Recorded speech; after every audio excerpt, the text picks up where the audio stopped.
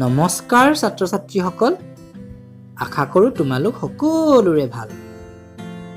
আজি মই তোমালোকৰ ইংৰাজী বিষয়ৰ দ্বিতীয় পাঠ two friends and a bear নামৰ এই সাধুটোৰ বিষয়ে আলোচনা কৰিম।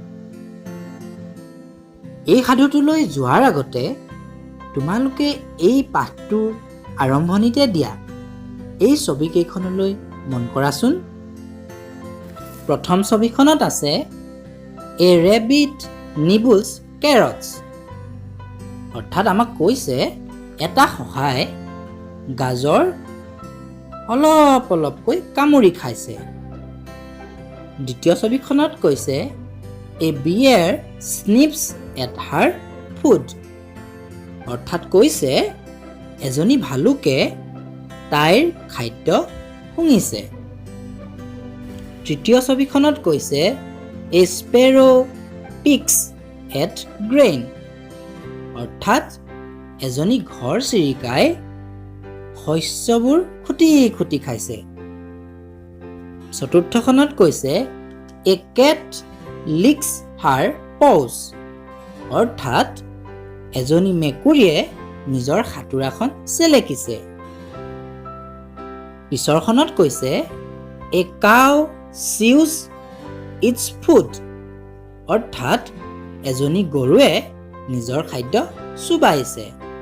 আৰু শেষৰখনত কৈছে a boy sips a cup of tea, অৰ্থাৎ এটা ল'ৰাই একাপ চাহ এসোহা এসোহাকৈ খাইছে। ছাত্ৰ ছাত্ৰীসকল, তোমালোকে নিশ্চয়কৈ এই ছবিখনত থকা প্ৰাণীসমূহে কেনেধৰণে খাদ্য গ্ৰহণ কৰিছে সেই বিষয়ে জানিব পাৰিলা। এতিয়া আমি তোমালোকৰ two friends and a bear নামৰ এই সাধুটোৰ বিষয়ে আলোচনা কৰিম। পোনপ্ৰথমে মই তোমালোকক এই সাধুটো পঢ়ি শুনাম, তোমালোকে মনোযোগেৰে শুনি যাবা।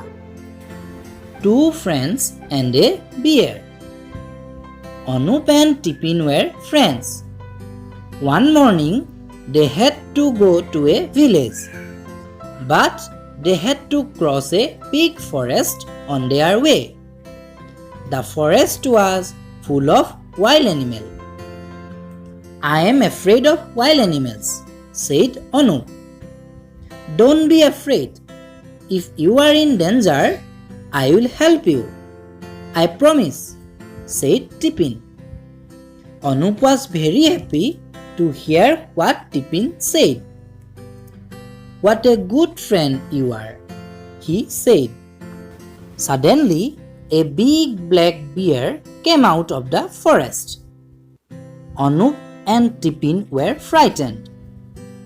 Tippin forgot all about his promise. He ran and climbed up a tall tree.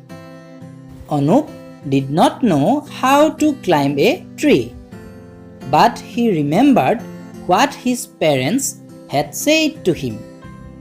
A bear never touches a dead man's body. So Anup lay down on the ground as if he were dead.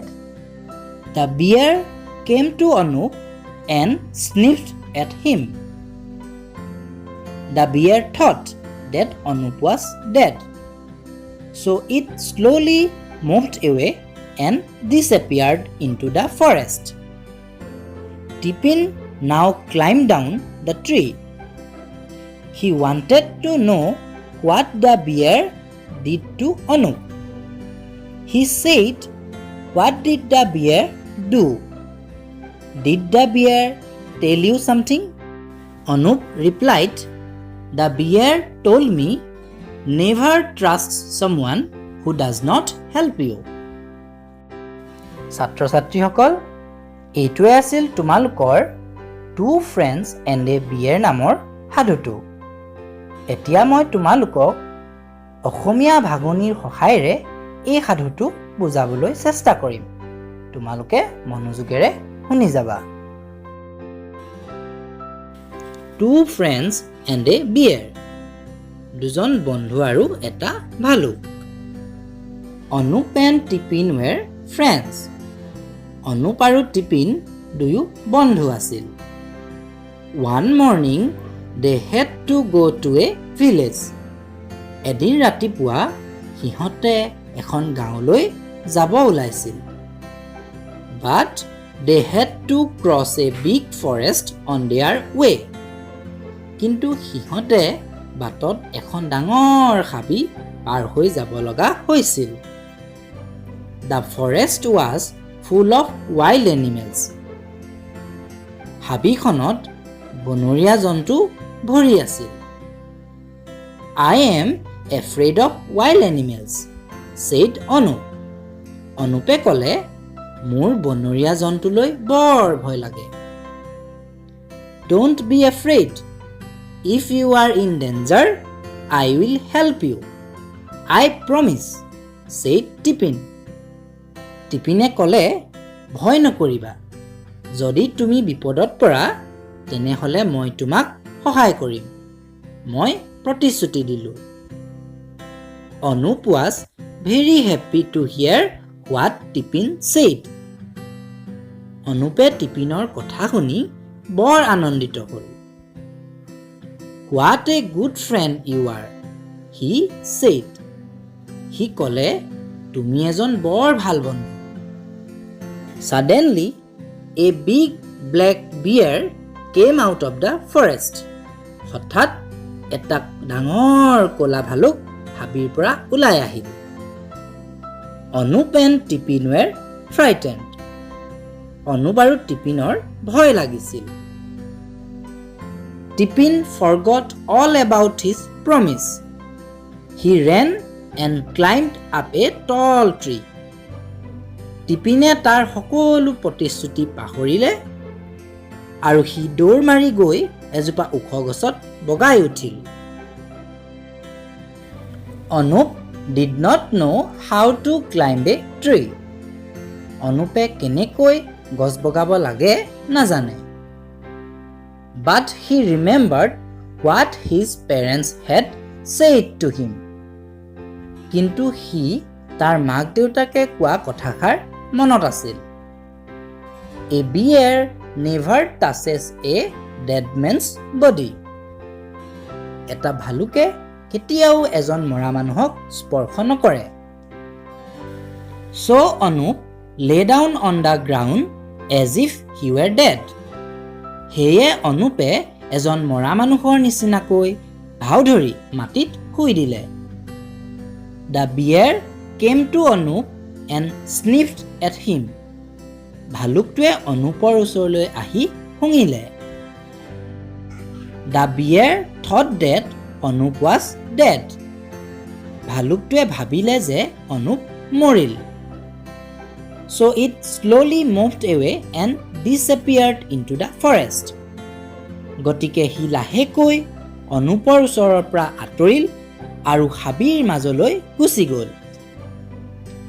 Tippin now climbed down the tree.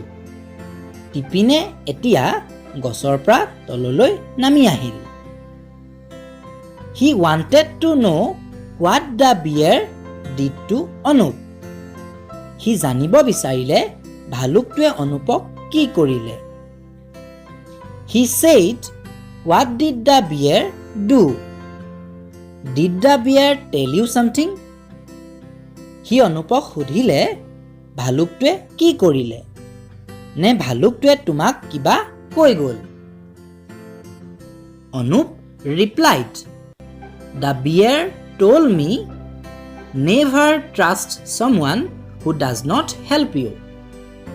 অনুপে উত্তৰত ক'লে, ভালুকটোৱে মোক কৈ গ'ল যে কেতিয়াও এনে এজনক বিশ্বাস নকৰিবা যি তোমাক সহায় নকৰে।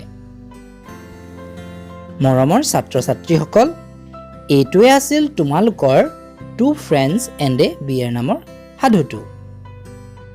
গতিকে মই আশা কৰিছোঁ তোমালোক সকলোৱে এই সাধুটো ভালদৰে বুজিব পাৰিলা। তোমালোকে নিজৰ ভাষাৰে এই সাধুটো ঘৰত মা বা দেউতাক কৈ শুনাবাচোন। যদি তোমালোকে এই ভিডিঅ'টো চাই ভাল পালা তেতিয়াহ'লে প্লিজ ভিডিঅ'টো লাইক কৰি দিবা, আৰু কোনোবা যদি এই চেনেলটোলৈ নতুনকৈ আহিছে তেন্তে প্লিজ চেনেলটো ছাবস্ক্ৰাইব কৰি দিব। ধন্যবাদ।